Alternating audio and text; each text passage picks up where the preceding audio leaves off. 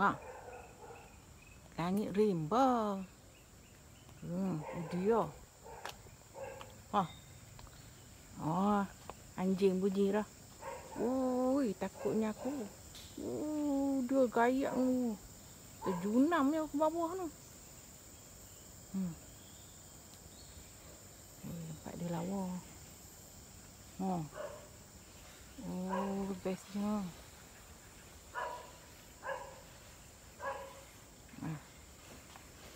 Ada anjing lah.